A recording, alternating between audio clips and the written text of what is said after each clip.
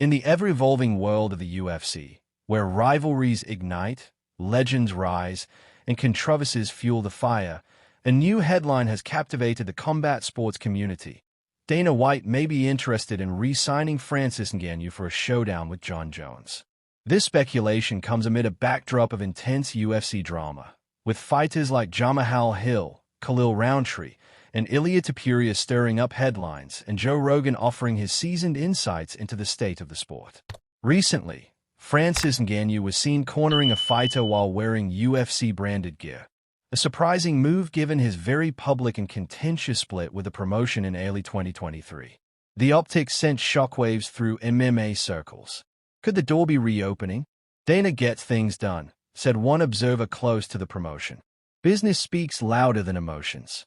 If Francis comes back humble and ready to negotiate, absolutely Dana would bring him back, especially for a fight like Jon Jones.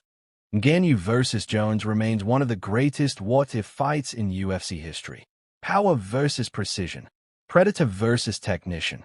And with Dana White being arguably the greatest sports promoter of our time, fans believe if anyone can make it happen, it's him. Even UFC commentator Joe Rogan chimed in, "Francis brings eyes. That fight sells itself. Jones versus Ngannou is the fight fans want." Money talks. While whispers of Ngannou's return stirred backstage, Jamahal Hill lit up the MIC during Media Day for his upcoming bout against Khalil Rountree. When asked about Khalil's prediction that he wouldn't leave the cage with blood on his face, Hill responded with fire. "If he's not expecting blood, he's not ready for war. He's delusional. He gets hit more than he hits anybody. I'm going to split him open and we'll see how he reacts." Hill didn't stop there. He accused Rountree of creating a fake rivalry just to hype the fight, labeling him a weirdo. According to Hill, Rountree's obsession with comparing their past opponents, particularly how they fared against Alex Pereira, is a flawed argument. "I knocked out guys who knocked him out. That's facts." And with chilling precision, Hill added, "If he slips up for even 1 second, I'm swinging my shin like a baseball bat toward his head." While light heavyweights trade barbs, Ilia Topuria is quietly building a legacy. After knocking out Alexander Volkanovski and Max Holloway, two of the greatest featherweights of all time, Topuria has now set his sights on Charles Oliveira at lightweight. Joe Rogan can't stop praising him.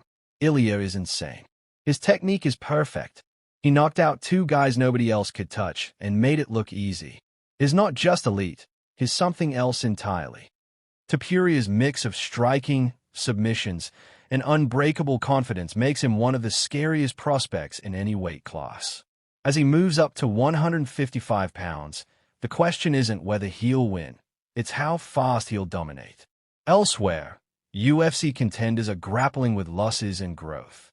One emotional post-fight reflection came from a fighter recalling his defeat in Salt Lake City at the hands of Kamaru Usman. "I feel so humiliated," he said. "He took me down every round. I couldn't get up. I was looking at the ref like, stand us up, but Usman dominated me. That loss showed me this game is all about levels." This kind of introspection is not rare. Fighters like Joaquin Buckley, praised for his heart and refusal to quit, are learning the hard way that in the UFC, you either evolve or fade. "I big brothered him a bit," said his opponent. But Buckley kept coming. Gas tank, heart, grit, he's got it all. One of the more interesting moments came from a fighter who turned down a title shot to focus on his university education. Balancing a professional fight career with academic responsibilities is no easy feat, but he remained steadfast. "My studies are the priority right now. The title will come later." It's a rare mindset in the sport, but one that may pay off in the long run. In another twist, questions are swirling around Jon Jones and his recent coaching changes. Some claim the shift in trainers could disrupt the flow of his preparation, especially if he's gearing up for a hypothetical Ngannou bout.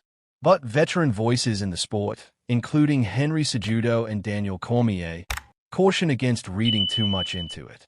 Jones is a genius in the cage. "Coaches matter, but he's the general," said Cormier. Still, Dana White would likely want all systems running perfectly if he greenlights a massive event like Jones versus Ngannou.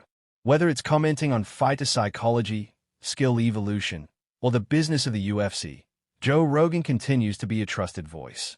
In a recent conversation, he reflected on how fast the UFC talent pool is evolving. These guys come in with 1 or 2 UFC fights and already look like world-class contenders. It's insane. This is the best time for the sport. His words ring true.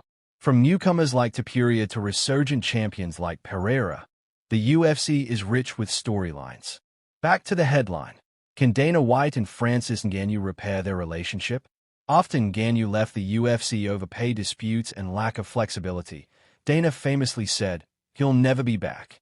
But time heals, and money motivates.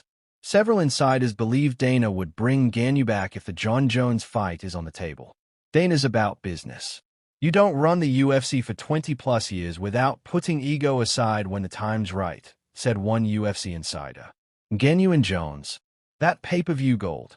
Even Ngannou's allies are hinting at something big. He was in UFC gear. That says a lot. Maybe the talks are already underway. With Jamahal Hill promising violence, Ilia Topuria chasing greatness, fighters soul-searching through defeat, and Francis Ngannou possibly mending fences with Dana White, the UFC has never been more unpredictable or more exciting. Whether or not we ever see Ngannou versus Jon Jones, the simple possibility of it is enough to electrify the entire fight world. And if Dana White decides it's time, rest assured, he'll make it happen.